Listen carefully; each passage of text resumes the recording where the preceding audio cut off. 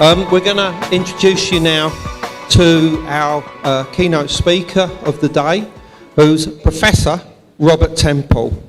Now, he's the author of a large amount of books on ancient history, ancient mysteries, and essentially the mysteries of time and space. I could quote various titles, Egyptian Dawn, the Sphinx Mystery, Crystal Sun, but he is most well known for a book called The Sirius Mystery, the book obviously that you can see up here. And the important thing about this book, which obviously Robert is about to tell you about, is that this seriously influenced a lot of people. I mean, it seriously influenced me in my younger years when I was a UFO investigator. It taught me for the first time about the idea of cosmology and the importance of the universe and the cosmos into ancient civilizations and what we do down here on Earth. But it also introduced us to the Dogon people of Mali and their incredible cosmology that they have, and how this may well be something that's inherent from ancient Egypt and from Sumeria, and that all of these things perhaps, just perhaps, suggest that there may have been some kind of extraterrestrial connection with our ancestors.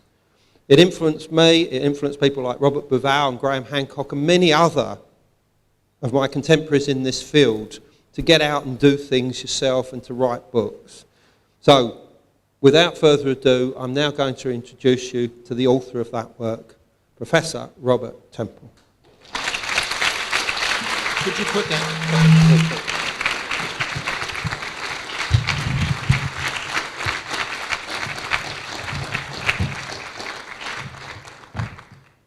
Hello. Welcome, fellow conspirators. Shall we be naughty and talk about forbidden things? I thought that I'd start by telling you how I got into all this. It seems incredible, looking back, that I was actually what I thought was then very old, 20, when I stumbled across this information. And I was busy at the time, so it was a couple of years before I actually began having the opportunity to look into it. I'll just tell you how I stumbled across it. I was a student at the University of Pennsylvania in Philadelphia, and I had an older friend called Arthur Young, who was a philosopher and inventor, and a very wealthy man with several houses, and his hobby was collecting Rolls Royces. True, I named one of them, actually. And I went round to him one day when I was 20, and he was sitting reading a book. I said, what's that book you're reading, Arthur? He said, oh, it's very interesting. It's a book called African Worlds, and I can learn about a whole lot of African tribes in one book because each chapter is about a different tribe. So I said, well, are any of the tribes particularly interesting? And he said, well, yes, 3 or 4 of them are very interesting, but there's one in particular that's more than interesting. It's very strange. And he showed me the chapter, which he had just finished, and he said, look, they seem to be called the Dogon tribe. And they were in a country which neither he nor I had ever heard of, called Mali. And it also said they were in the French Sudan, and of course I didn't know where the French Sudan was, and I don't think any of you would either, because it hasn't existed for a very long time. I'd heard of the Sudan, but the French Sudan, which is an old name from the old colonial days, was 2,000 miles away, and what it referred to, of course, was really French West Africa. And so he said, look at this page here. It says here, and I looked at it, that this tribe's culture and religion are entirely based upon the star Sirius. I said, the star Sirius? You mean not the sun or the moon or even Venus? Because I knew that Venus had been important to the Maya, for instance, because I'd already studied the Maya. And he said, no, nothing normal like that. But it gets worse because it's not just the star Sirius that they're really talking about. They say there's a star that goes around Sirius. I said, well, and I had done my introductory astronomy when I was earlier at the university. So I said, Arthur, I think there is a star that goes around Sirius. I seem to recall that. It's what they call a binary star system. And I know in the book I said that Arthur knew this, but I don't think he really did. So I said, I'm going to check this out, look in my old astronomy book, which I later did, and I contacted him and I said, it's true, there is a little star that goes around Sirius. And they knew its orbital period. Well, this just all sounded too bizarre to me, but as I say, I was 22 before I got around to doing anything about it, and by that time I was living here in England, in fact in London, and had already met Olivia, and I had befriended a man called Arthur C. Clarke, who was a well-known science fiction writer, and I'd spent a couple of years, I was still spending time watching a man called Stanley Kubrick, whom you've all heard of course, make a film called 2001, A Space Odyssey. I took Olivia out to the set. She was the first woman on the moon. Now, you remember that. I want that in the history books. Because it was all a plaster moon, you see. And so I had been reading Arthur's essays, which are even more amazing than his fiction, and got all spaced up, not spaced out. And so I remembered this tribe, and I wrote a letter to Arthur in America, and I said, Arthur, can you remember the name of that tribe you told me about a couple of years ago that they had their culture based on the star Sirius and a star that went around it? And he still had the book because he had a huge library. He got it out, and he photocopied the chapter for me and sent it to me. And so then I knew that they were called what I still thought was the Doggone, and I had some names and of the authors of the article. So I went along to the Royal Anthropological Society, which had a huge library at that time, and only a few years later it closed down. Everything was dispersed, so that wonderful facility disappeared, but I was in time. And I went to those wooden cabinets with the drawers you pull out with the all the very heavily thumbed cardboard library cards that younger people here won't remember, but older people will. And there are all these articles by these two French people who had written about the Doggone, who I still thought were the Doggone. And I was set right by the librarian that you should say Doggone. And I was just baffled because there was just too much material, and it was all in French, and I couldn't read French, so this is a bit of a problem. And I came across one article that had the name of Sirius in the title, so I thought, well, maybe I can learn something from that. So I got it out and photocopied it and took it away. Couldn't read it, but managed to get a little bit out of it. Olivia had studied French, so she helped. But the thing is that what I really needed was a good translation of it, and Olivia knew somebody who knew somebody, and for what was then the enormous sum of £5, and I thought maybe I'm crazy to be doing this. I got this guy who said he knew French to translate it, and it's the most terrible translation, absolutely appalling, full of errors of every kind, as I later discovered. But it was enough to get me going with a lot of leads to start getting to grips with the material. And that's how it all started.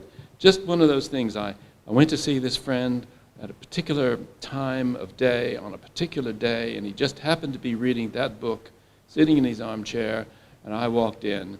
And that's why I'm here now. And that was a very long time ago. Although I'm not that much over 22, am I? So that's what started it. And I thought, because I'd written some articles, I thought, I have to write an article about this really strange subject. And I wrote an article, and I took it around, and nobody would believe it. They said, you must be joking. Well, they just wouldn't believe it. So you need more evidence. So I wrote a longer article. And they wouldn't believe that one either. And so then I did an even longer one with much more information. And nope. They still didn't believe it. So I decided that the only way to get this increasingly interesting story across to the public was I was just going to have to write a book about it, which had by no means been my intention. But that's how it ended up. And it took me a few years to do that, and it turned into the first edition of the Sirius mystery. I managed to get an agent who lived nearby, and he offered it to a publisher, and the publisher took it, and they gave me an advance of £250 for this book, and they sat on it for 3 years, and because they didn't think it was anything very important, you know, and so great frustrations. It finally came out, and then nobody was more surprised than the publisher when, on the day of publication, the Times and the Telegraph both ran rave lead reviews of this book, which had never happened before for such a weird book as that. And then it continued to get all these favorable reviews. In fact, the only newspaper in the country, or in America, or indeed anywhere for the first year, who said anything even remotely critical about the book was the Daily Worker. I had my suspicions about that. Because I was a worker, I'd worked really hard to write that thing. So it was getting embarrassing at all the praise, you see. Nature magazine, which is for scientists, they did a lead review done by a professor of astronomy from Canada, and all these people were praising it, and the man who was the president of the Royal Astronomical Society, who sponsored me to become a fellow, he was praising it and telling everybody that it was a good book, and yet I was writing about spacemen. So this was breakthrough time. And of course, people would ask me about UFOs, and I would say, well, you know, I don't know anything about UFOs any more than you do. So that made them feel better, because I wasn't going to be pushing that subject. And it is a book which is full of footnotes, and so everything went well for the first year, and it took off, and it was translated and was what they call an international bestseller. And then in 1977, because the book came out in 76, I started being attacked systematically by a group of people who were all linked with one another, and it became obvious later on that the security services, primarily the CIA, were behind all of this. I know this because people approached me and told me that the CIA people had been contacting them. And Arthur Clarke phoned me up from Ceylon, it's now called Sri Lanka, to warn me that this was going on. And a friend of mine who was engaged to the girl next door, who was a policeman, said to me that he'd been approached by MI5 and that he had to do a big report on me. And he said, what's all this? Robert Temple, he's completely harmless. What do you want me to do a report on him for? He had to interview everybody who knew me. He had to write a long report, everything they could find out about me. And he said, Robert, I just want to let you know that I told them what a great guy you are. And the whole thing was ridiculous, but they wouldn't listen. And they were dissatisfied, and they looked unhappy that I gave you a good reference. He later became a police commissioner. He was a very bright guy. And then I was friends with a chap called Brigadier Bidwell, a retired soldier who was a military historian, and we were having tea, and he said he'd read my book, The Sirius Mystery. I said, Brigadier Bidwell, The Sirius Mystery, that is very far from your sphere of interest. Why on earth would you read that kind of book? He said, well, I didn't want to. They asked me to. They told me I had to. I said, who are they? Well, I was approached, you see, he said, because they knew that I knew you, and they said, you've got to read this book and do a report on the book and a report on Temple, and this was for MI6. And so then the CIA went around telling people they shouldn't speak to me, they shouldn't work with me. It just went on for years, and some of that is still going on. Now, it was only later that I realized that to the security people, extraterrestrial life is what they call the ultimate security issue. You see, if the spacemen, or women, space persons, if the space persons should be hostile, and of course this is true, actually. I mean, looking at it from their point of view, this is true. This would be the ultimate security issue because we might all die. But of course, we're being told every day we are going to all die. It's Ebola now. It used to be SARS. It was AIDS. It was bird flu. It's always something. We're all going to die, as if we didn't know that.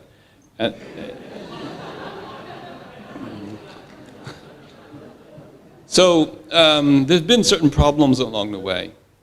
Now, I'm going to run you through this Sirius mystery, basic information, and I think you'll find some of the pictures pretty. And I will say that in the 1980s, a prediction which appeared in the book was verified by astrophysicists.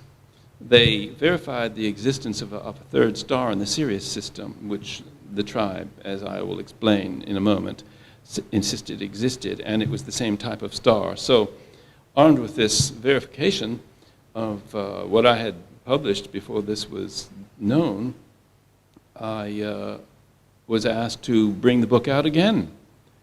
And I decided, well, I don't want to just do a reprint, I want to expand it. So I expanded it by 50%, and that came out in 1998, and that's the edition that you should all read if you think you can face it, because it's longer, but it's got a lot of interesting stuff in it. And of course, since 1998, a lot more has come along, but I'm afraid I'm not going to do the third version. But I'm now going to, I was going to. We need Andrew's secret password, which I think is something like...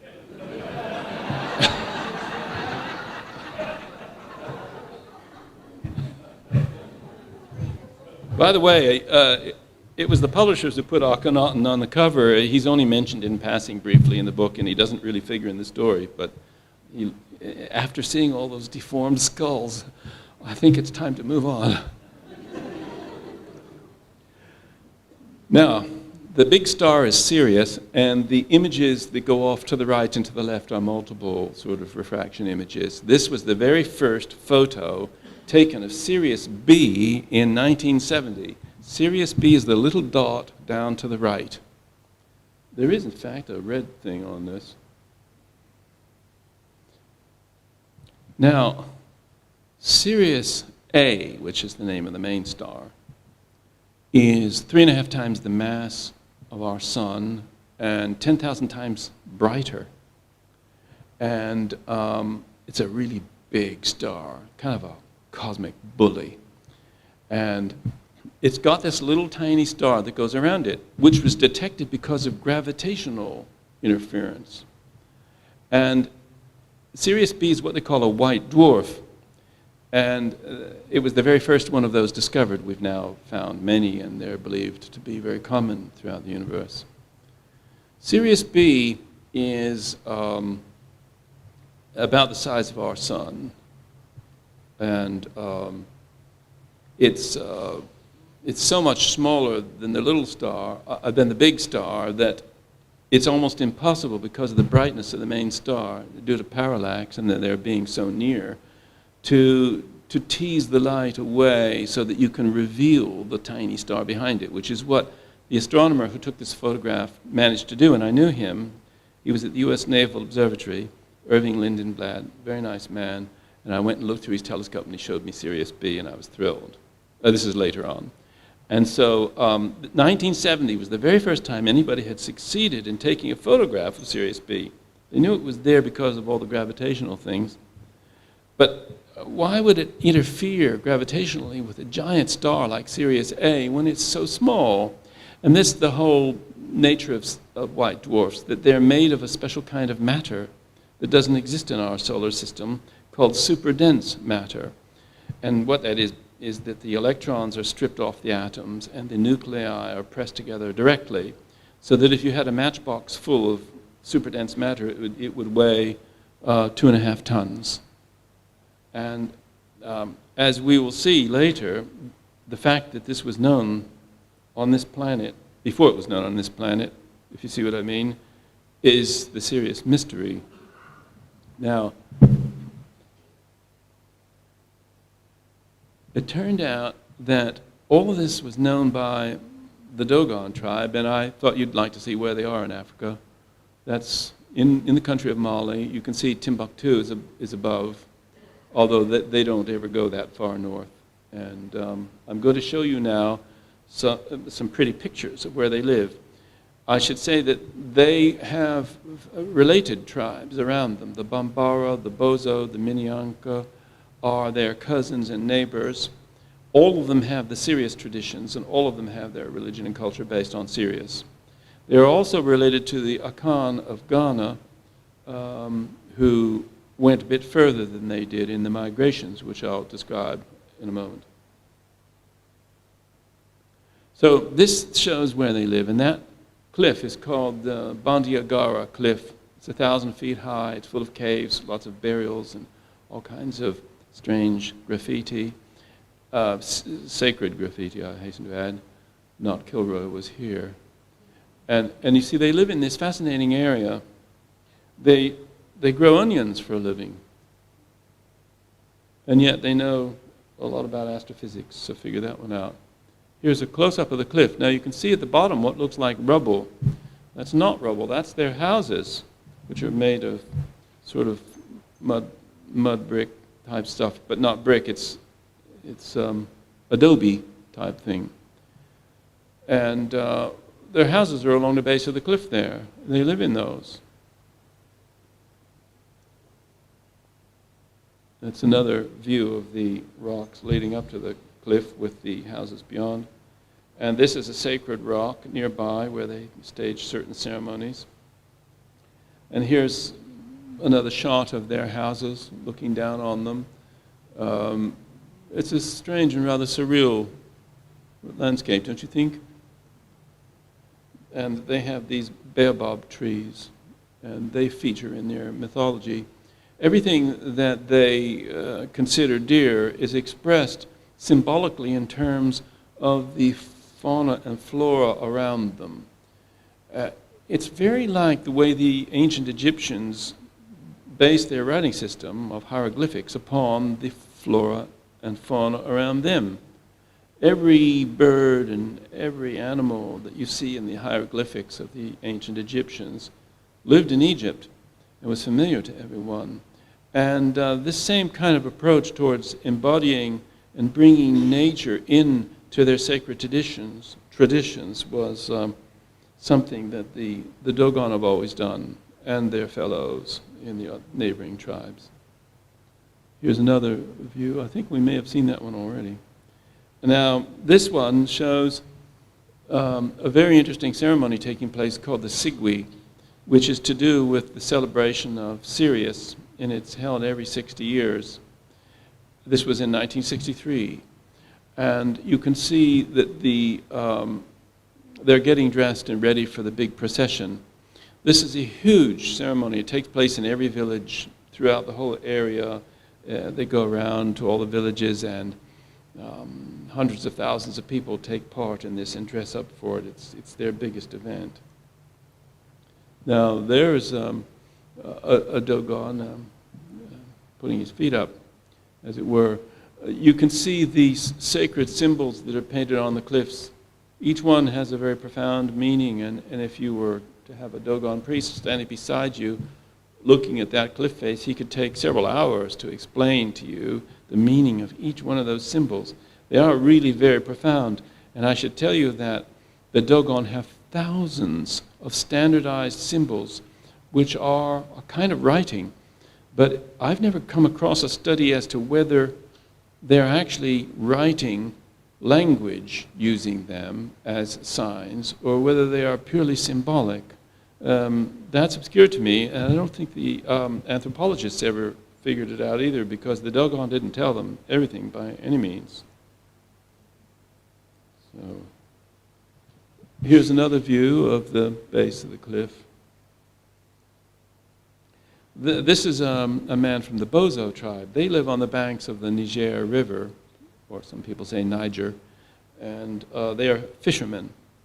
So the Dogon are farmers, and the Bozo are fishermen, and they have their religion and culture based on Sirius as well, as I said, and they have a name for Sirius. They call it the Eye Star, and the companion of Sirius they call Sitting Trouser.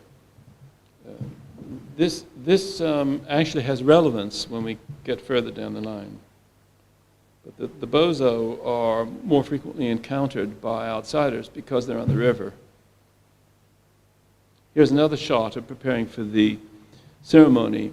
Now, those things that they're putting on their bodies are symbolic of fish scales, and the hats are symbolic of fish heads, not unlike bishops' mitres, and it won't be long before you see why they're so keen on fish.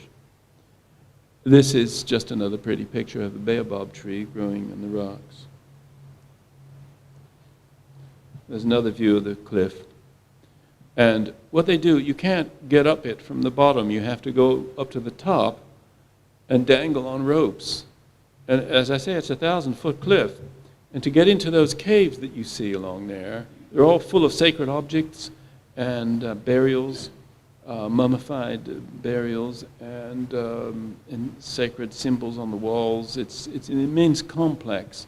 It's never been fully explored because, you see, you have to go down 1,000 feet on a rope and sort of swing in, and not a lot of people really fancy doing that. Here they are in procession now for the Sigwi ceremony. And here they are from behind doing the same. These photos were taken by a very remarkable Greek man called Costa, whom I knew. He was a very close friend of the anthropologists and had worked with them for a long time, for years. He couldn't stay away from Mali. Apparently, Mali gets in your blood and you can't stop going back. It's a bit like people who, like myself, who get hooked on Egypt. You can't stop going back. And this is a slightly closer view of the strange houses that they live in. This is a photograph of a mass gathering after the procession. They congregate in these large gatherings for the big ceremony. They have a similar ceremony once a year called the Bado Day, B-A-D-O. It's to celebrate the Bado rite. It's one day a year because they say that, and I'll come to more about the astronomy in a moment, that Sirius B sends out a very powerful ray. They say Sirius B spins on its axis once a year, and once a year this beam strikes the Earth and makes everybody go wild. And they celebrate this by the Bado Day ceremony, which is not quite as grand as this one, but they're very keen on ceremonies. But then so is the Archbishop of Canterbury. I don't hold that against him. So you see, and this is a wider view of how important this ceremony is. Everybody takes part in it. It's their major religious ceremony. This is a really amazing man who I never met, Marcel Griol. He died in 1955, and he was one of the two anthropologists who recorded all this information of the Dogon tribe, along with the woman I'll show you next. And I did meet her. Now, Griot was so remarkable that he gained the confidence of these people. And when he died, his funeral was held in Mali. 250,000 tribesmen journeyed by foot to attend his funeral, to honor him. How many of us are going to have 250,000 people at our funeral? I'm afraid Westminster Abbey, not enough. In fact, what Western potentate or leader, I was in Washington on the day of Kennedy's funeral, There weren't even 250,000 people in Washington that day. Just imagine that vast concourse of people coming to honor this man. That's why he managed to get this information out of them, because you see, the Dogon have different levels of initiation, and he talked to the head priests. You'll see them in a moment. Now, this is his collaborator, Germaine Dieterlen. She was a true grande dame, and she was very nice, but very haughty, and, as many French academics are. I went to see her in her very large flat in the Rue de Grenelle in Paris, 7e. And she lived in quite a grand style, wasn't she, when she wasn't sleeping in a tent in Africa. And I tried to find more about the Sirius material from her, and she said, "Oh, but there's so much, when can I have time? There's so much, look, you see there?" And I looked at the far end of this big room through a door. There was light coming through from the window on the far side, and there was a desk there with a great big pile of books like this, notebooks. She said, "Those are my notebooks that I haven't transcribed yet. I have to transcribe them, then I have to edit them, then I have to publish them. There's too much material. There's so much more in there about the Sirius traditions." Alas, she told me this when she was pretty old, and there's a lot more about all this that's never been published. I can only presume that she left the notebooks to the Musée de l'Homme, where she was based. I'm including this photo of Dieterlen, who is in the middle in Africa, because the woman to the right of her, that's on her left, but you are right, was a wonderful woman whom I also knew, an anthropologist called Solange de Gonnet. And she found that Dieterlen was so much of a prima donna that she had to change tribes because it just wasn't working out. So Solange went and did the Bambara, along with her friend Dominique Zahn. And so those are the personalities who gathered the information. Now for the priests. This one's called Manda, and he likes jewelry. He spoke a different language from the other three Dogon ones, called Wazuba, and he came from a place called Mande. But he's very sharp and very meticulous about detail, and was a very excellent informant. Now this is Yebeni, and this was the most important one of all. She's a woman, not taking a great deal of care about her appearance. Her name was Inekuzu, and she was the high priestess of Amma. The chief god of the Dogon, and they are monotheistic, is called Amma, A-M-M-A. And as I was later to figure out, when I found out where the ancestors of this tribe really came from, it's the same as the god Amun of the Egyptians. She was the one who knew more than the three male priests, because she was a higher level of initiation. And this one is called Onyonlu. He was the most helpful in terms of giving the longest interviews, and he corrected various details and so on. So these are the people who gave the information to the anthropologists, and I thought it's important for you to see the priests involved and the anthropologists involved for yourselves, to see their faces and to hear a few words about them from me, so that you can see where all this information is coming from and how it came to be recorded. And bearing in mind that the anthropologist who had 250,000 people come to his funeral was a very special man who was able to get things out of these African priests that nobody else could have done. So now we come to the Dogon evidence. You're going to see a number of pictures with this kind of tan background. That's because these are reproductions of sand drawings. All the drawings and diagrams which appear in the anthropological reports are drawings made by Dieterlen, copying sand drawings done by the Dogon on the ground in front of her. In a few cases, colored, as in this case. Now, the red disc is the sun, our sun.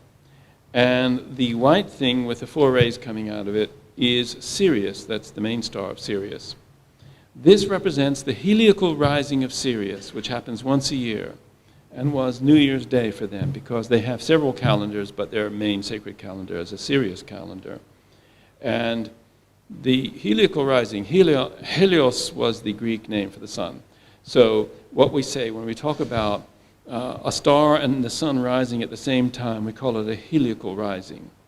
And the next day the star would have moved forward and moved forward. It's only one day a year when you get them at the same moment. And this is the Dogon sand drawing depiction of the moment that commences New Year's Day and their sacred year. Which I should say that the ancient Egyptians had the same thing.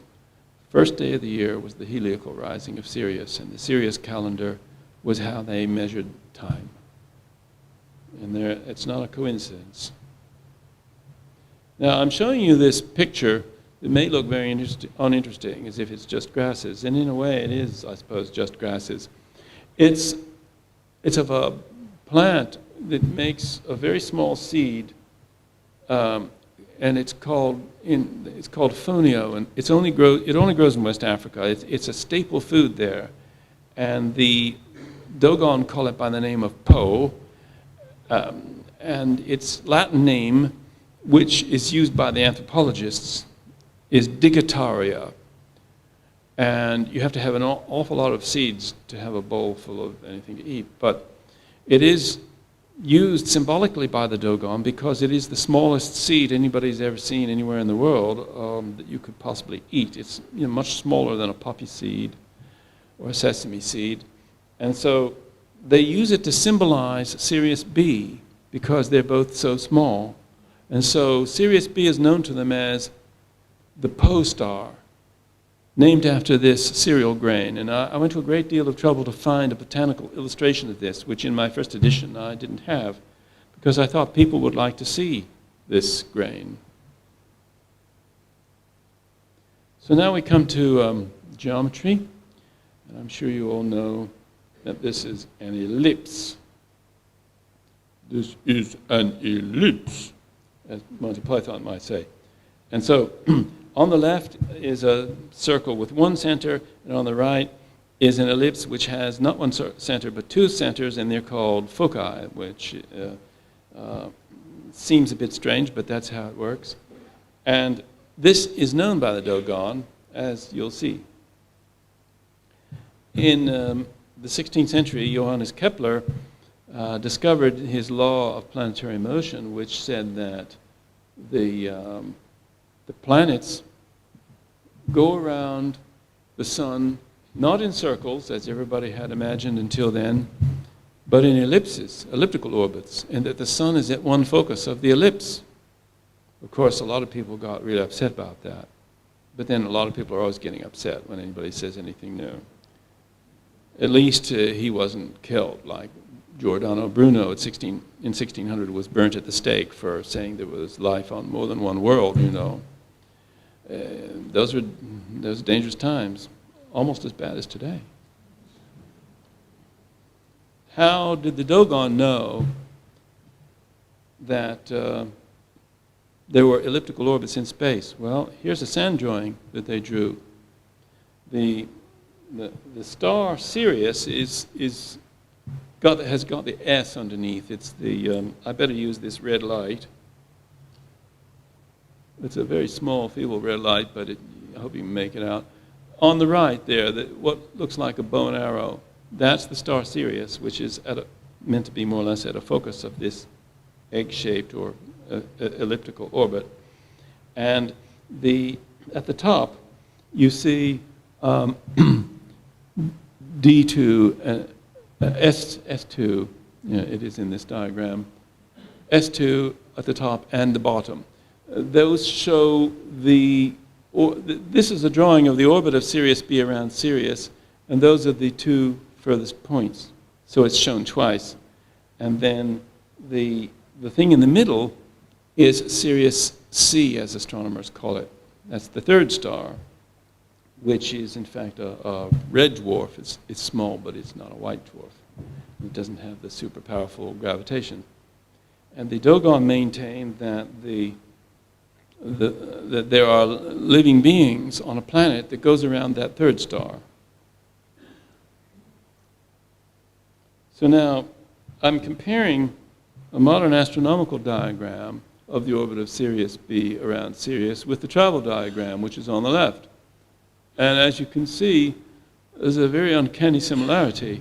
And we're talking about a tribe that grows onions for a living. They do not have any scientific instruments.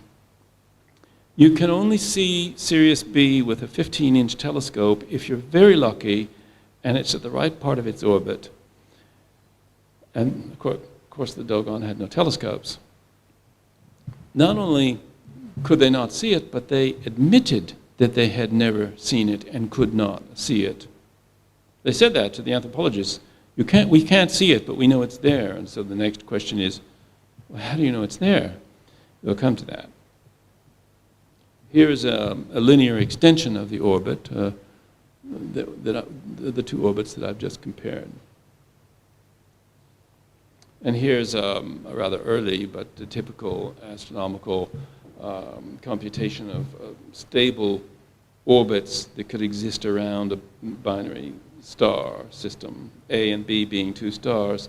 And these orbits that you see around them have been computed to be stable so that you can have other bodies orbiting around, as indeed the Dogon insists that there are in the Sirius system.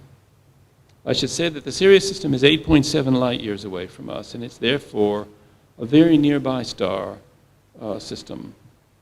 And I'll have more to say about that too in a moment. But here's another Dogon diagram.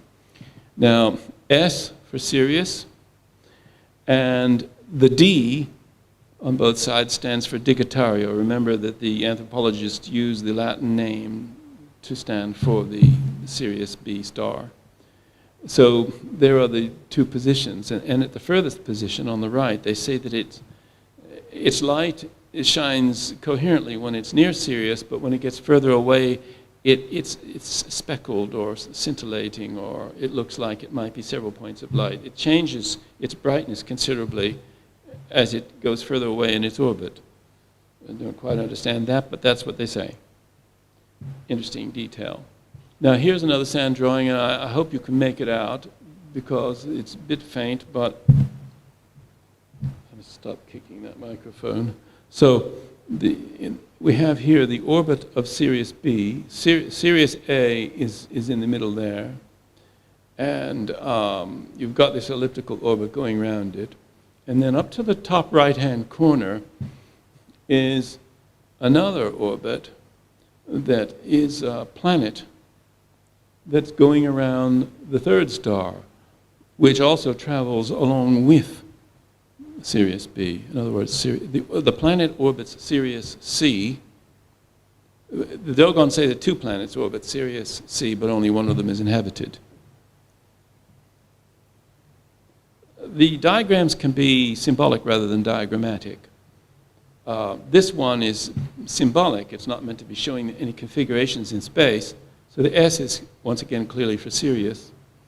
The F is meant to be suggesting the orbit around it of Sirius B, but they don't bother to draw it all the way because they're not doing a pictorial representation in this case. And it's also the orbit of the other star. And down at the bottom is a C. As if there weren't enough stars, the Dogon, in a rather offhand manner, almost flippantly say, well, there's another one, fourth star. And they call it the goat herd. And it has a retrograde orbit, which is why it's going off in that direction. It goes the opposite way around all of the others. And they say that it's as far from Sirius B is from Sirius A. But it's not very interesting because nobody lives there. And it doesn't really figure in their mythology very much, or at least not that part of their traditions that they chose to reveal. So we've got a Sirius D as well, according to the Dogon. And so the number of cosmic bodies in the Sirius system, according to the Dogon, are Sirius A, the big star, Sirius B, the white dwarf, Sirius C, the red dwarf, and the goat herd, which is some kind of ordinary star, but clearly not as big as Sirius A. And then two planets that go around Sirius C, one of which has creatures on it. I hesitate to say people, and you'll soon see why. This is a very strange drawing. S once again for Sirius. This doesn't refer to outer space at all. This refers to the very weird connection that the Dogon conceive of between circumcision, yes, and celestial motions. You see, all Dogon men have to be circumcised because the knife going around in a circle represents the cosmic orbit of Sirius B. They claim that Sirius B is the source of all living things, that without it, nothing else in this part of the space would exist, that it is what emitted and generated everything. And therefore, it's really Sirius B that they're honoring. Sirius A is a bit of a bother. They say that Sirius A is an unruly star, and the Sirius B keeps it under control. And in fact, Sirius B gives its instructions to Sirius A by means of Sirius C. It passes its messages on to Sirius C, and Sirius C communicates with Sirius A and tells it to behave itself. This is what the Dogon are saying. And so A and B represent the different parts of sort of certain elements of the anatomy of a delicate nature. And you'd be amazed how much sexual symbolism is fundamental to all their religious traditions. Now, here we have another one of these diagrams, and here we have Sirius, C, with the elliptical orbit around it of its inhabited planet. Sirius C has a cross, and in the middle to identify it. And the dots represent whatever they represent. It's not entirely clear, but they say that when we die, we all go back to Sirius C. That's where souls go and where they come from. The souls are all originally emitted by Sirius B, but they're deposited at Sirius C, and Sirius C takes care of the business. It's like the business manager for Sirius B. And so the male souls go around on the outside, and the female souls go around on the inside. There's a segregation of gender as when you die, or at least on your final destination. And so this star, Sirius C, is known as the female sorghum. Sorghum is another grain. You may have heard of it, and which they eat all the time. So they use cereals and vegetables and all these kind of things to represent things. So the Sirius C is represented by the grain sorghum, and it's called female sorghum, and it's a female star, and its planet is called the planet of women.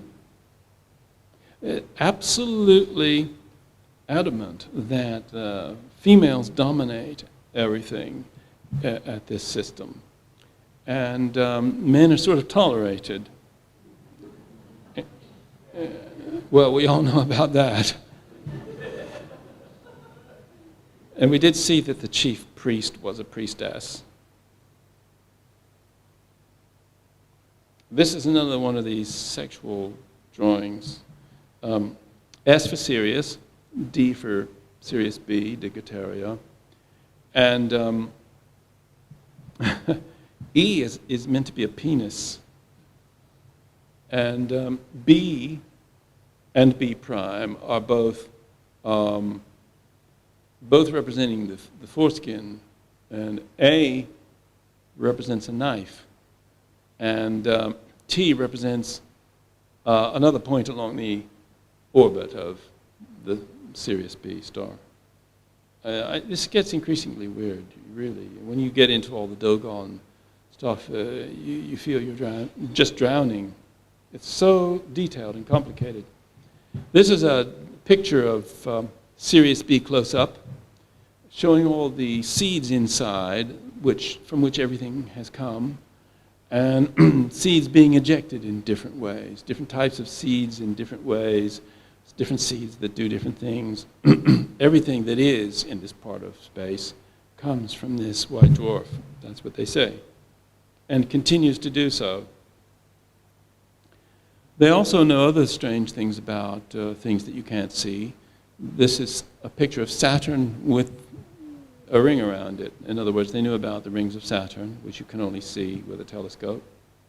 And this is a picture of Jupiter with its 4 main moons, which you can only see with a telescope.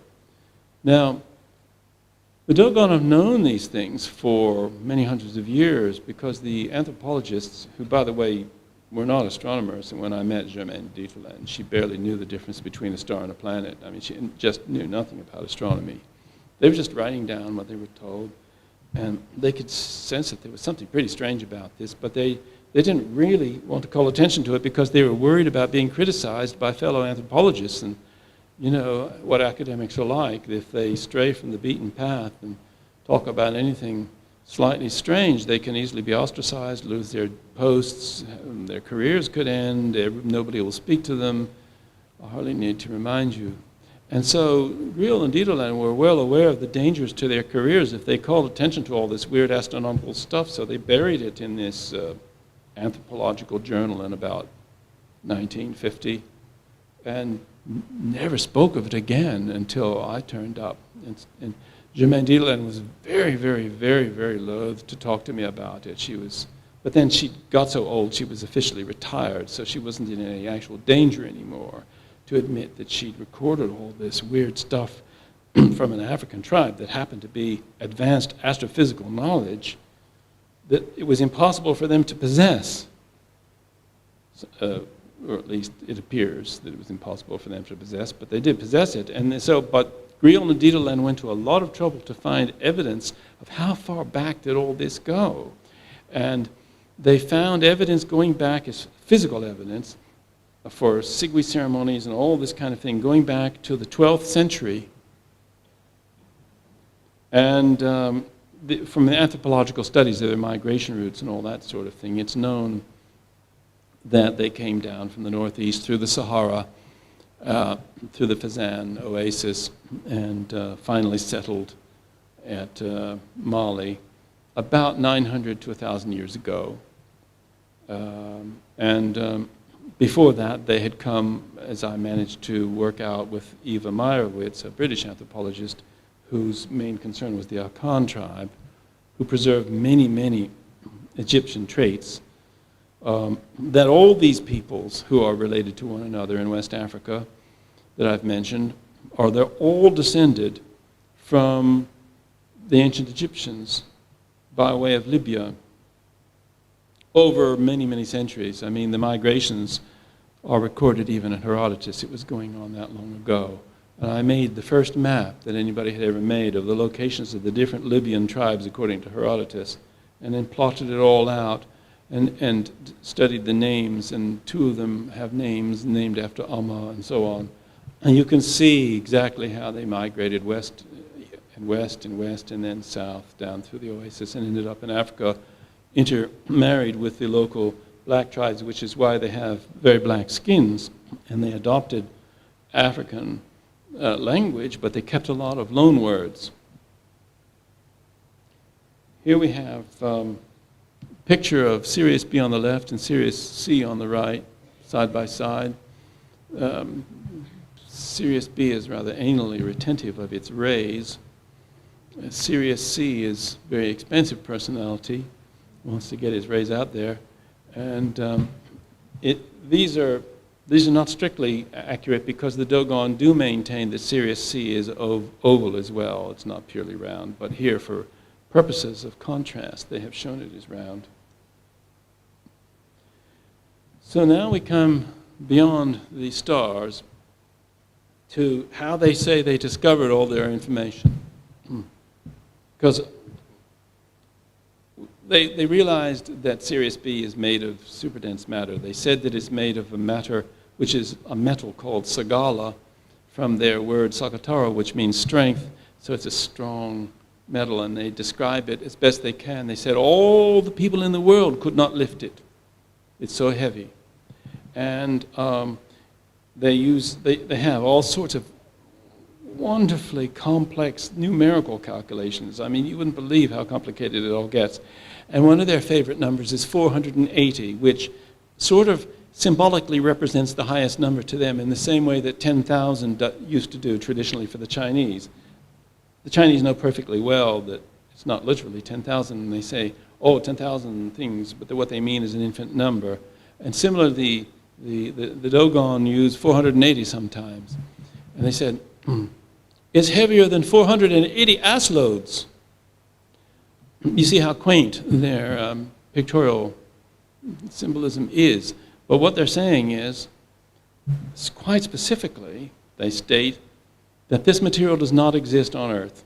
They know the difference between solar systems and empty space. They say that our sun and our planet and Jupiter and Venus and whatever are in one system.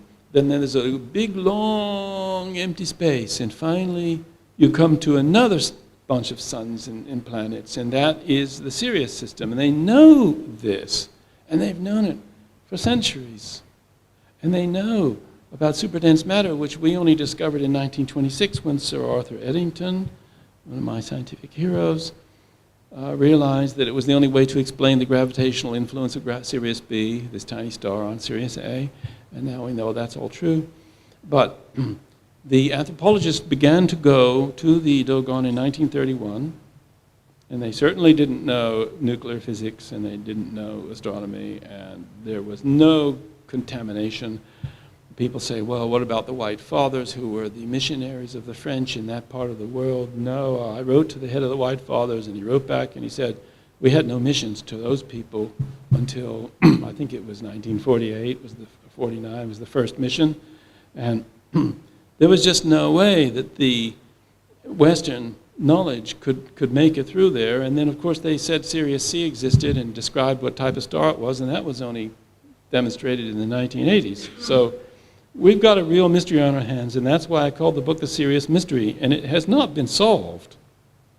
And I'm not pushing a theory or an answer. I'm trying to tell everybody about the mystery. That's why the book is called a mystery, because it's genuinely what it is. So where did they get the information? They say that their ancestors, who did not live in Mali, but lived in their original homeland, wherever that was, were told it by visiting beings who came from that planet around Sirius C. And when they came down, the first thing that happened, a new star appeared in the sky. And they call that the star of the 10th moon, whatever that means. And it got brighter and brighter, and then stopped and stayed stationary.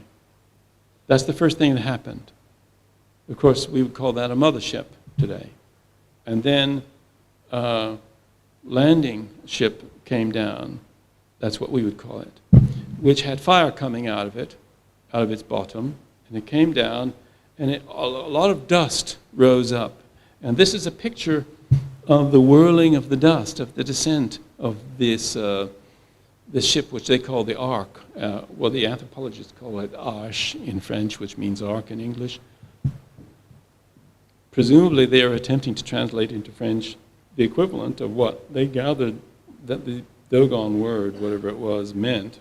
They call it the Ark. That's what the anthropologists always call it. So, no connection with Noah, one presumes. But here's another picture of the same whirling dust. So that they're really big on this whirling dust. They just never got over it. And then they said, and after it stopped, it was like a fire that went out. So it's very detailed description of what seems to be the landing of a rocket-powered landing craft for these creatures. And then the creatures got out, and that's where the fun begins. But before I show you the creatures, I will tell you what the Dogon say about inhabited worlds. They claim that in our region of space, there are 6 inhabited planets. There's the Earth, which is the 4th one. On the 3rd one, there are the men with horns. On the 5th one, that's the one at Sirius, and we'll see them in a moment. And on the 6th planet, there are the men with wings. And this is a 400 6,000-year-old iron statue of one of the inhabitants of the 6th inhabited planet in our area of space. This shows one of the men with wings. And I think that if somebody told you that was by Giacometti, you'd believe it. And if that were in the Tate Modern, people would be raving about it. I consider this a great work of art. I mean, this is a very expressive iron statue of a man with wings. And now I will show you an equally old iron statue of the people from the 5th planet who they claim visited.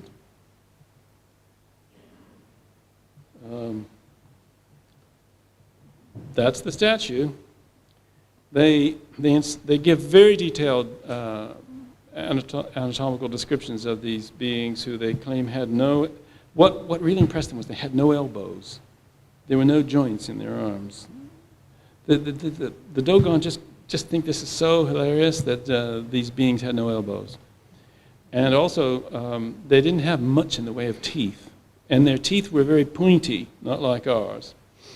And they go into great detail, and they breathed through their clavicles.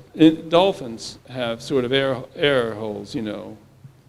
But these were aquatic beings. So what they seem to be describing is something very similar to an amphibious mammal type of creature, or an amphibious reptile. Amphibious in any case, breathing air, but they lived in the water. And we'll come to more of that. But as you can see, they're well equipped there with flipper hands to swim in the water. And obviously that's a head on the end there. Now, this is a much more serpentine view than later became common. I hope you can make out these sand drawings. They're rather faint on this screen in these circumstances. But this is one of the many drawings of the beings, and they call them the Nomos, N-O-M-M-O. And this is one of the Nomos.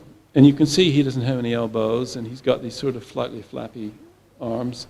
And they have, in fact, because they live in an area where there are lots of catfish in the Niger River, sort of transformed their stock image of the Namo from the more serpentine one that you saw that was 400 years old to these more modern ones, which look increasingly like catfish, if only perhaps to get the message across. But they were definitely not fish. They breathed air. And there's another one. These are all different Nomos with different names, because there were 8 Nomos who came to Earth. And 2, the mother and father Nomo remained behind. But there was this group of 8 Nomos who came, and Ogdoad. And there were some problems with the Nomos because they had a rebel Nomo whom the Dogon call Ogo. And he's the troublemaker. And he's represented by the fox. They have a white fox in that part of Africa. And he's always going around making trouble, and he's the cause of all the evil and disorder in the world. So we've got basically the fallen angel legend present. There's another Nomo. These are probably almost invisible here. And here are 2 Nomos together. And so that's the end of the Dogon Nomo pictures. In fact, it's the end of the Dogon pictures. But they claim that when the Nomos came, they introduced people to advanced things like how to cultivate grain and how to have more productive and useful lives. And that they were sort of civilizers who came down to try to sort things out, get things going on the earth. And so they revere them, and they look upon them as messengers, messengers from Amma, who sent them. At least that's how they conceive of it. And they don't worship them as gods or anything of that kind. They only have one God, Amma, who's the great God of the universe. And they go into cosmological explanations of how everything was a big chaos, and then Amma generated things from himself. It's very like the Egyptian creation cosmologies. Now we're getting into Irving Finkel territory, because we have here an Assyrian fishman. And he's not just a mermaid either. And here is the stone carving of which that 19th century engraving was a drawing. You can see he's swimming in the sea. According to the Babylonians, the Sumerians and the Babylonians who succeeded them and the Assyrians who succeeded them, civilization on earth was brought to us, we humans already being here, of course, by visitors who came from the sky, and they had fishtails. And they became the chief god to the Philistines, known as Dagon, D-A-G-O-N. Whether that's got any connection with Dogon, I couldn't say, but it's kind of an interesting coincidence. And you may have read, if you're highly religious, in the Bible about the idol of Dagon, and the Jews did not like that because they did not like idols. And the Philistines worshipped Dagon, and the Canaanites worshipped Dagon under the name of Baal. And we're talking about fish beings. You'll be surprised at how many fish beings you're about to see. And they had priests who dressed in fish outfits. Now you see they had scales on them, wearing fish scales and fish heads, just like the Dogon, but you'll see more graphic versions of that. And this is the only original drawing to survive in the British Library, from which all the engravings were made by Layard in his great 19th century reports on his discoveries of the ruins of Nineveh. This is from his book. You can see this is the broken bottom half of a gigantic statue of a fishman. Now, these were also described by Greek writers who were writing about Babylonian traditions, and they called them Oannes. That's the Greek name. So I'm going to run through several examples of these fishmen. These are from gems in the British Museum, as it says in the caption. These would be a Babylonian or Assyrian, and as you can see, one of them has a star there. Now, there are some very strange pottery figures, ceramic figures of fishmen.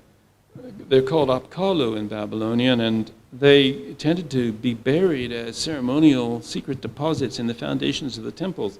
And at one point, some temple was being excavated, I forget which one, and they found a whole family of apkalu sort of standing there under the earth, blessing the temple from below, as it were. And this is one of them.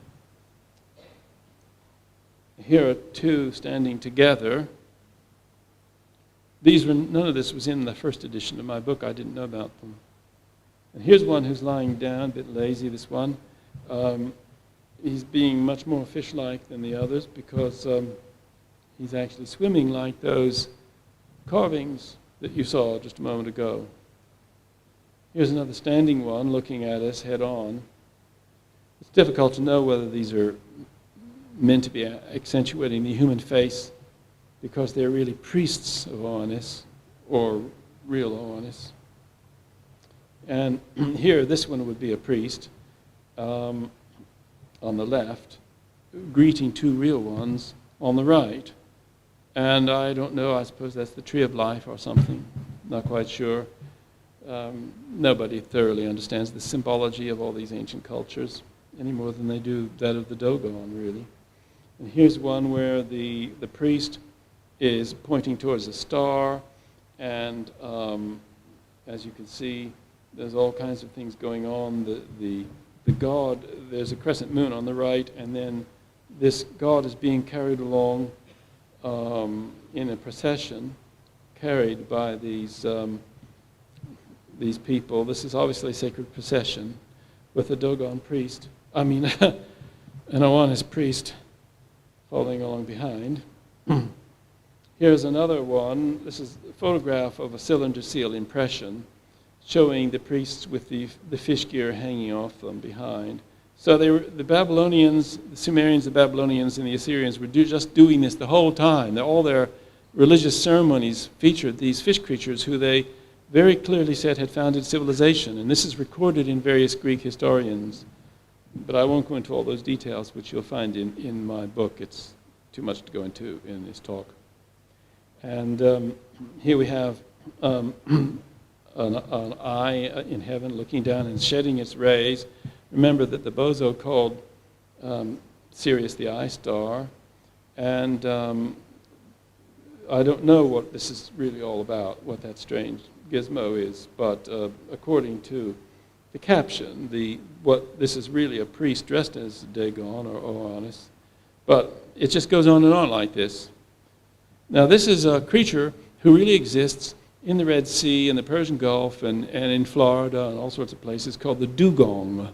Once again, a rather similar name to Dagon and Dogon. People have written to me many times and said, is there any connection between all these names? And the fact is, I don't know. But this is an air-breathing sea mammal, which is the closest in appearance to the Dogon representations of the visiting Nomo.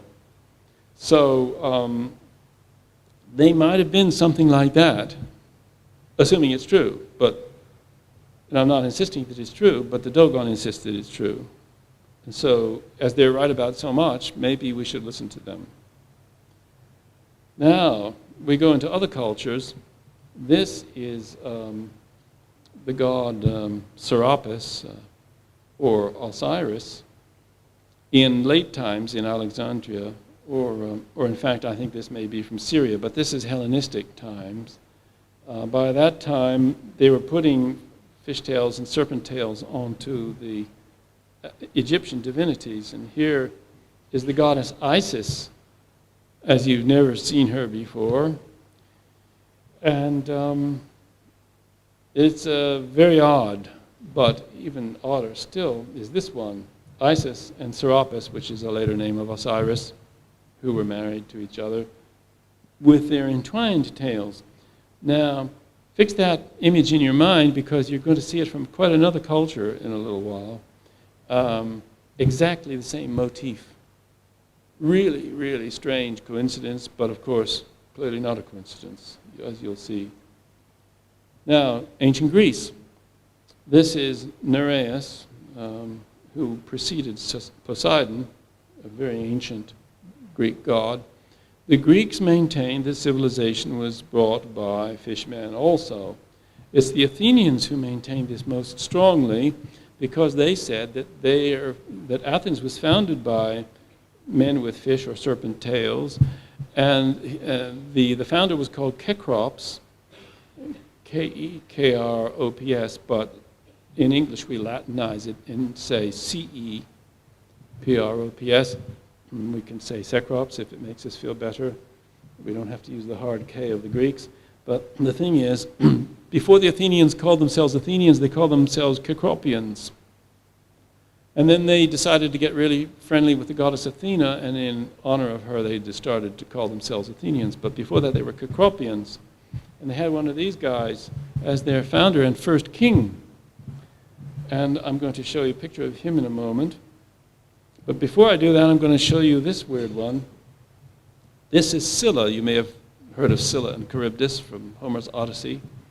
Charybdis was a whirlpool, and Scylla was a sort of siren who lived in a cave, and she used to eat passing sailors.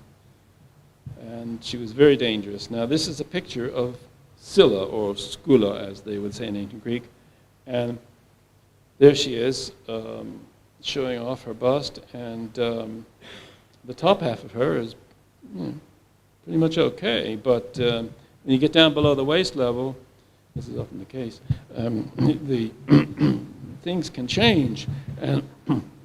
And so here, at her waist, we have a protruding head of a dog.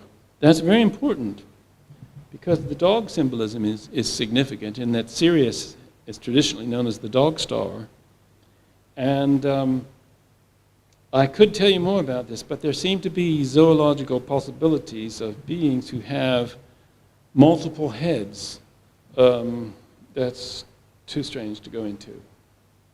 So this is another one of the the sea god of the Greeks, but this one is, because it's to do with the Tyrrhenian Sea, he was probably called Tyrannos, the god or demigod of the Tyrrhenian Sea. But there he is with his dolphins playing with him, who are his pets, rather like we have dogs and cats. These guys had their dolphins as friendly pets. And here's another one.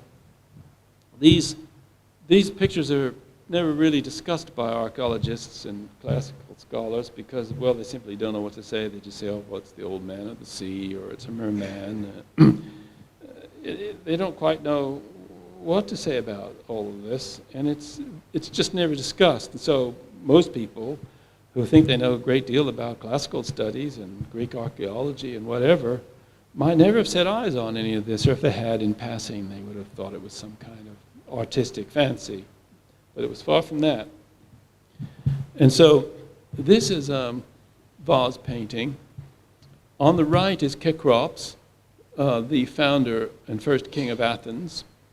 And what's going on is that in front of him is Athena, who has by this time been adopted by the Athenians. And the woman holding up the baby is Gaia, also known in ancient Greek as Ge, G-E, long E. And she wasn't. And she's holding up a baby called Erycthonios, who's going to become the next king in succession. And in many myths, Erycthonios himself is a fish or serpent-tailed being. Socrates was a stonemason by trade, you may recall if you've read any Plato. And he worked on the Acropolis carving something called the Erechtheum. As you go up in the Acropolis and you see the great big temple up there, up ahead at the end, slightly to the right. On the left is a structure, sort of rectangular structure with carved women draped in robes, looking very solemn, known as the Erechtheum. And that was built to honor Erycthonios, this little boy who's being brought to birth from the earth and handed by the earth goddess to Athena so that he can become the next king in succession to Kekrops here on the right. Now this became a standard motif in Greek vase painting. Here we have Zeus on the left with his thunderbolt waging war on the bad Nomo, the Ogo, known to the Greeks as Typhon. And as you can see, he was a nasty guy. And there was this heavenly war between the good gods and the bad gods. And so Typhon was subdued. And Zeus was able to reign peacefully from Mount Olympus, but there was still quite a lot of trouble. And of course, he was pretty naughty himself.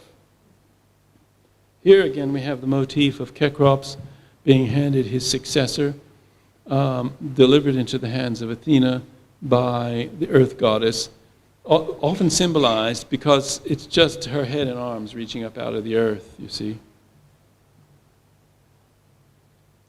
And here's another version of the same, just to show you how popular this was. People would have one of these in their house. If they had a bit of money and wanted to show off to the neighbors, they'd have a scene of the birth of Erycthonius on a vase, prominently on display.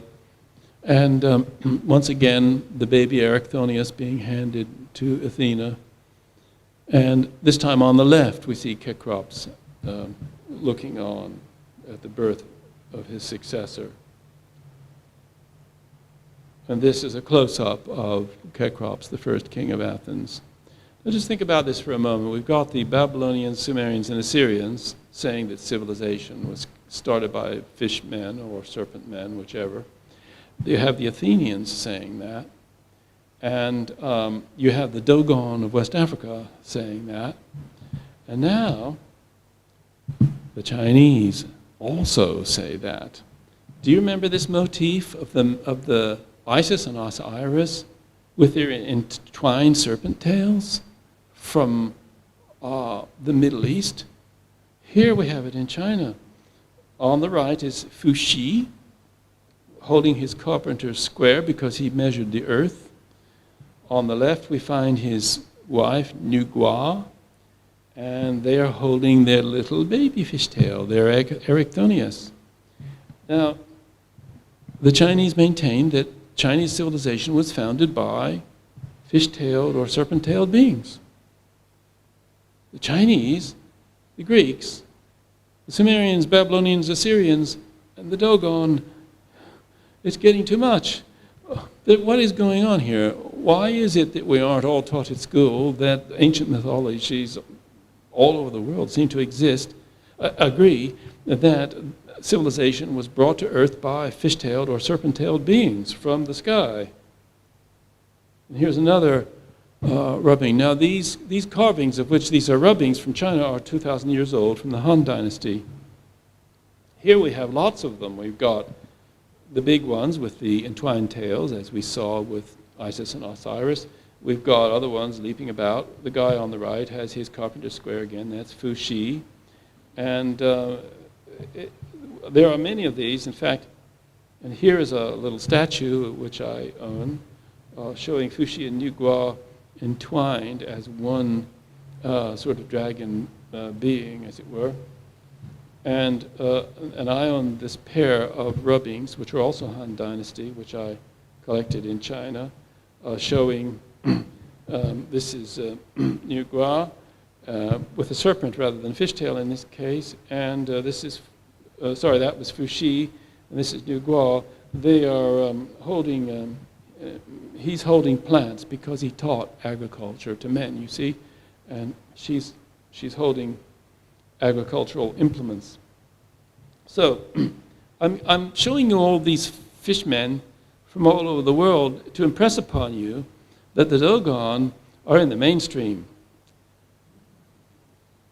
They may be pretty weird, but they've got a lot of company.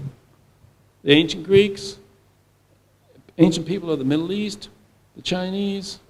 How many more cultures do you want who are going to verify the antiquity of this fantastic idea? The civilization was brought to earth by these fish-tailed or serpent-tailed semi-aquatic or aquatic beings who came from the sky. And here's another Greek vase I'm showing.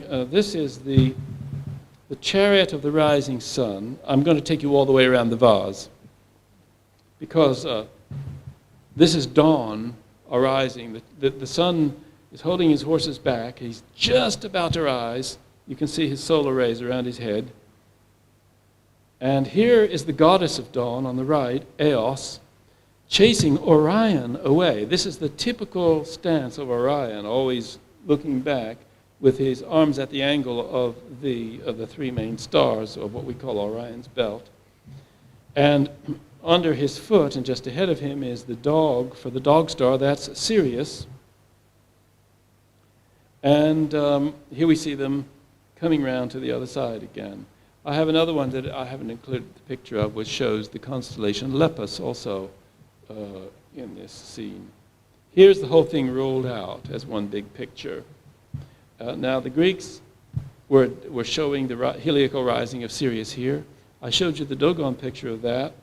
And here we have the Sumerian one. This is the heliacal rising of Sirius also. You see those two mounds, those are the two mountains of dawn, and the sun god is rising between the two mountains of dawn, which are called the Mashu Mountains, which are symbolic because that's the eastern horizon. He's coming up between the two Mashu Mountains, and he has fire coming out of his arms and shoulders because he's the sun, you see. And he's looking at a star directly next to him. That is Sirius at the tip of an arrow, because to the Babylonians, the Sirius wasn't the dog star, it was the bow star. And so there's the bow down below, launching the arrow, of which Sirius is the tip, at the same moment as the sun is rising. And on either side of them are the two gates of dawn, which had been opened with the rampant lions on the top. And so this is the heliacal rising of Sirius, which is, once again, the first day of the year for the Egyptians and for the Dogon. So you see the commonality of these concepts across the whole world, really, apart from the Americas, stretching from China to West Africa. It's all the same. And it's as widespread as the ark and flood legends that we heard about from Irving earlier. So they're all part of a complex. We're talking about a spread of traditions that's so wide, and yet the only coherent account we have of it all that survives is one that pieced together from the informants by the anthropologists and put into a systematic, modern format of explaining it point by point by point by point, which ancient peoples didn't tend to do. Aristotle was the first one to even attempt such a thing. And so we have a coherent account from the Dogon high priests, whereas we only have fragmentary things and hymns and wall texts and various papyri praising gods and whatever. They give you a bit of this and a bit of that. Plutarch attempted a systematic account of Isis and Osiris, but he was 1st century AD, and it was already the time when Rome was in control of Egypt, and it was pretty late stuff.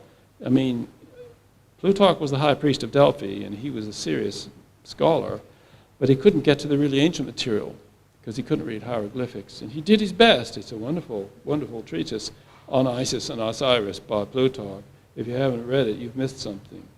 Now, here is my solution to interstellar contact. I call it the interplanetary bridge because I've patented this because I thought if we could just build a bridge between the worlds, or am I being too multicultural? This is my little joke. And this is my favorite portrait of myself before I lost all my hair. Don't worry, I never smoked a pipe. That's just for effect. It's a prop.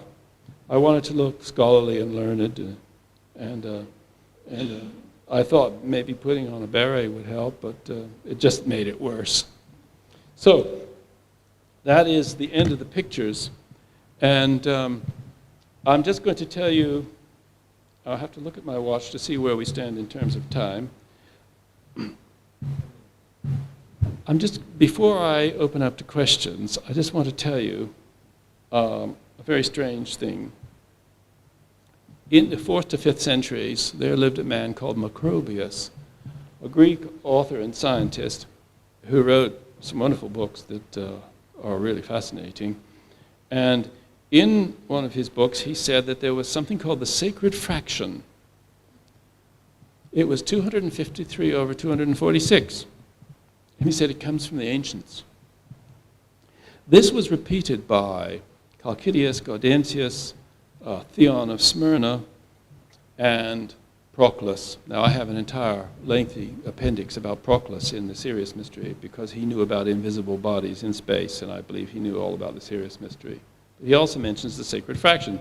So I thought, I'm not at all sure about this sacred fraction. What's so special about 253 over 246? Because those numbers meant nothing to me.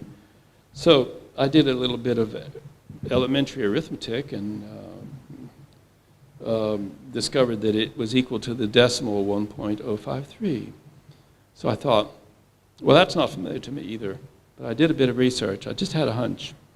I looked up in the standard astrophysical reference book called Astrophysical Data, which at that time had just come out, and discovered that the mass of Sirius B is 1.053 that of our sun. And I thought, sacred fraction, Sirius B compared to our sun, is this some kind of wild coincidence to 3 decimal points? And clearly I don't know, but it led me to think that there are, because since the last edition of the Sirius Mystery came out, I've realized much more about the structure of space. And I think that the Sirius system and our solar system may be part of a kind of cell in space. And I just want you to know that when you get cells of whatever size, absolute size, they can do something called developing long-range order. This happens with very simple things called Bénard cells on the surface of a fluid in a pan that's heated by thermal convection. You have a perfectly featureless surface of the fluid, and suddenly it forms these strange cells. And analysis by chemists has shown that long-range order appears within these cells, which is 10 million times the order that existed before the cell formed. And you seem to be able to get faster-than-light contact within cells, which you can't get outside cells. And so it's not impossible, and this is my speculation only, that the Sirius system and the solar system, being part of a cell, have a much more intimate connection than we imagine. But don't forget that the Dogon maintain that stuff is being beamed at us all the time from the Sirius system. Now that may sound folksy and just some tribal fantasy, but there may be something to this. I'm not at all sure that we don't have telepathic communication going on between the two systems at faster than the speed of light, what scientists would call tachyonic speeds. This may sound way out, but ever since the Einstein-Podolsky-Rosen thing and the aspect experiment and all these physics experiments, which obviously I can't go into, which have demonstrated the possibilities of long-range order suddenly manifesting itself in what appear to be large systems but turn out to be cells. And once you're a cell, you're no longer large because you're just that cell. That we have to take very seriously the possibility that our solar system and the Sirius system may be intimately connected.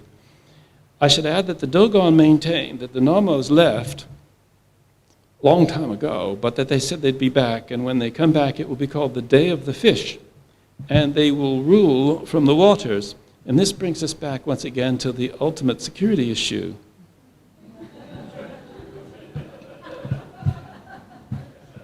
Just to help you sleep better at nights. So, what about some questions? Hard to see you, but somebody's going to raise a hand. Okay.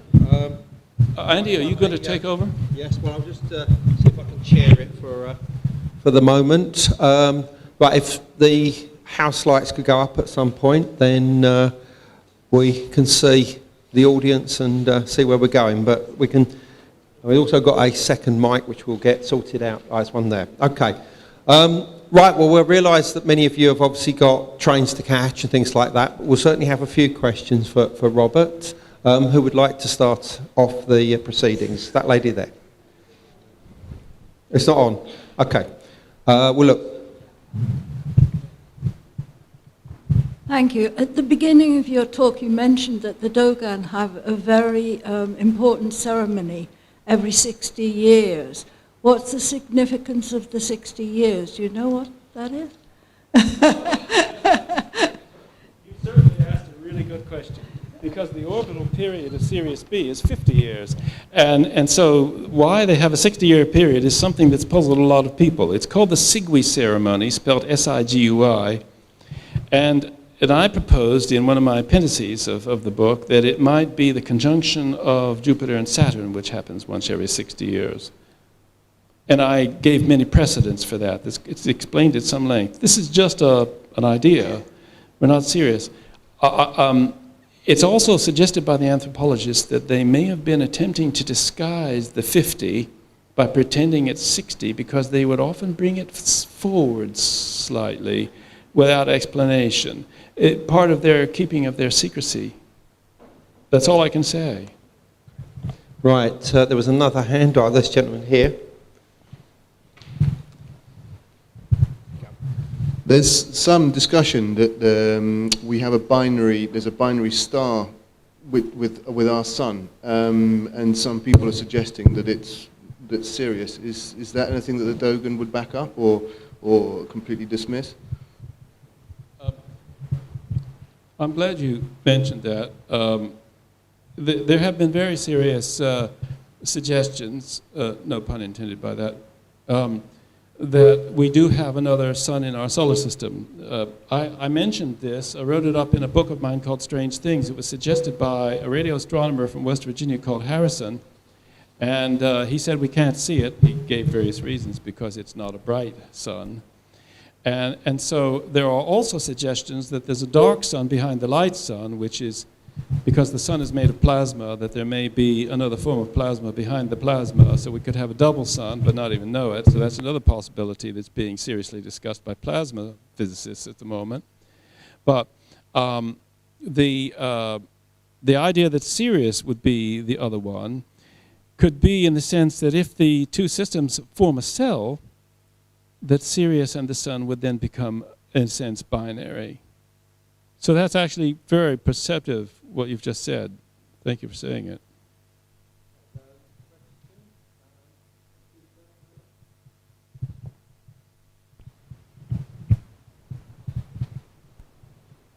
Thank you for a most interesting talk. So how benign are these Syrians, these certain snake? I mean, what did you learn about their intention towards us humans, earthlings? And do we want them to come back? Or, you know, I'm going to go home and think about this. What did you learn? I think that's a central question. All the evidence is that the visitors had good intentions, got everybody civilized and so forth, but that there are some bad eggs in the basket. And that's why all the myths agree that there are the bad Namos. So I think that there's frankly a kind of war between good and evil going on in the universe anyway, and that it's reflected at all levels. I mean, we have good people and bad people on this planet, and we could name plenty of both. Well, maybe more of the bad ones than the good ones come to mind, because they tend to be the psychopathic individuals who rise to positions of power due to their obsessive need to control others. And so this is a problem which is universal, and I would believe that it would apply to these aliens, assuming they exist, and that we might be caught in the middle of a dispute between beings considerably more advanced than ourselves. I think that the main ones who are described as culture heroes had good intentions, but I think that they have problems of their own. And so I honestly cannot begin to imagine what recontact would entail.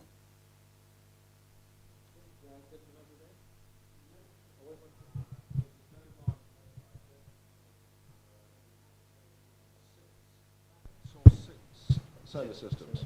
6 planets in our region of space. In other words, in our general area, nearby stars, near enough to talk about our region of space. That would be several solar systems. Oh no, they don't identify them. They only identify this solar system and the Sirius solar system. They do talk about other stars, but they don't specifically state that that is where the other planets which they claim are inhabited are. They don't say where they are.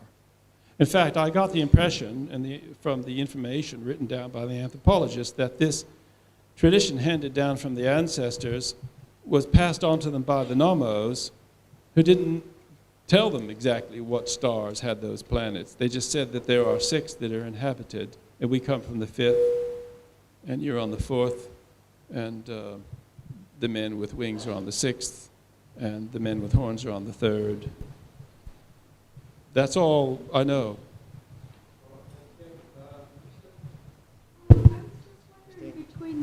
I was just wondering between the first and the second edition of the Sirius Mystery, is the second edition an expansion, or have you changed any of the basic premises? I'm very glad you asked that. The second edition of 1998 has 50% additional material added, a product of further research, including, for instance, all of the Greek material about the fishmen and all of the Chinese material. That's all completely new. It wasn't in the first edition at all. I was able to restore some things that the publisher cut out of the first edition, and I corrected a few things, but not very much. But it's mostly a greatly expanded edition.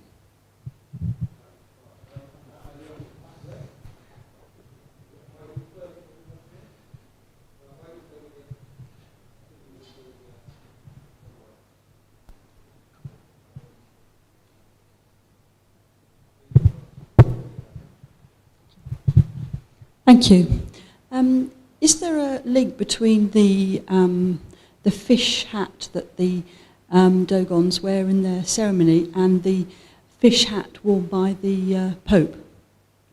Well, I think possibly there is, yes, because I believe that this shaped hat passed down through the various mystery traditions over the millennia.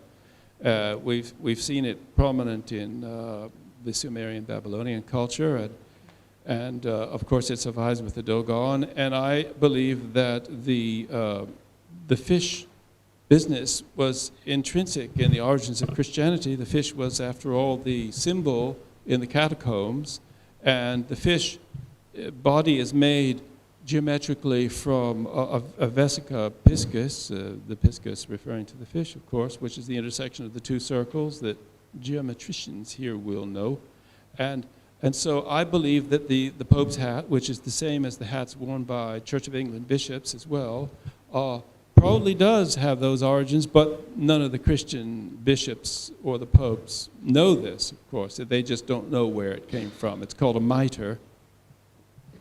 And could I just ask, do you think there's any link between the story they have of the bright light that appeared and got brighter and then came to a standstill, and the light of the nativity story? That's a good question. I should say that when the Nomo left, that light got fainter and disappeared, which is interesting, the part of the story that I didn't add. The Star of Bethlehem, I don't know. Take your pick. There's so many possibilities. I don't think that it's anything to do with a visitation, because I don't think there was a visitation at that time, but who knows? I'm not all wise. I can only tell you what I've been able to discover. I'm afraid I haven't got answers for you, just suggestions.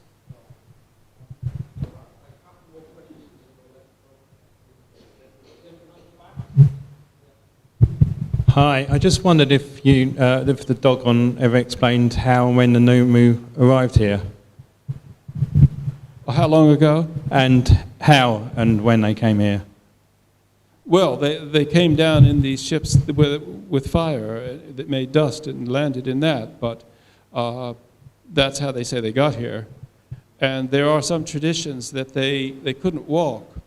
You find this in many cultures. The Egyptians and the Greeks maintain in one of their very old legends that Zeus, for instance, couldn't walk because his legs were joined together. And the Egyptians have a similar thing. And if you look at the god Ptah, he's always wrapped up so that he doesn't have two legs. He's standing on like one pillar. But it's a concealed sacred mystery, which they're not going to show overtly in their statuary.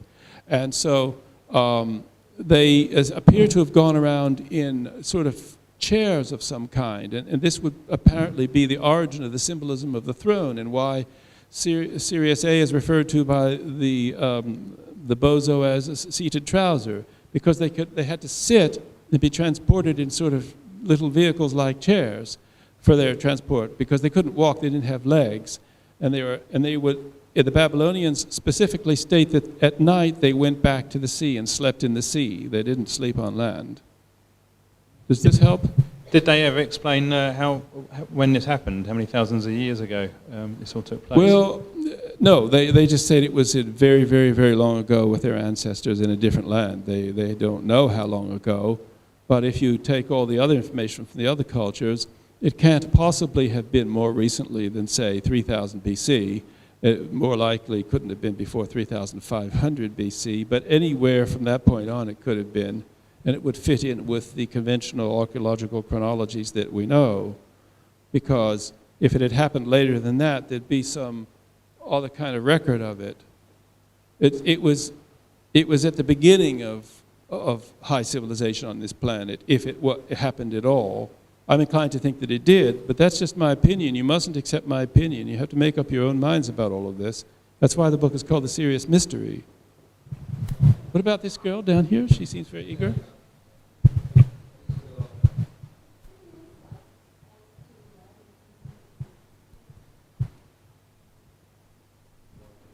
Well, that's an extremely good question, too. Why would they go to the trouble?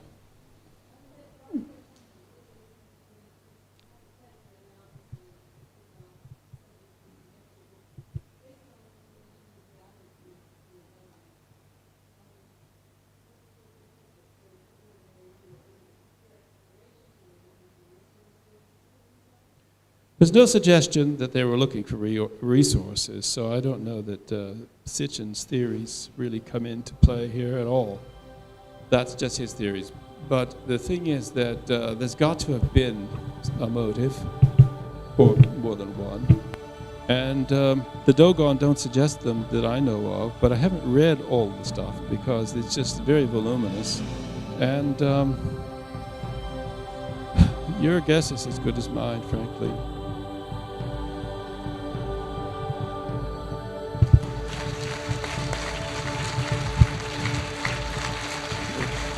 Thank you for illuminating us, and we all here wish you the best for the future and your future work.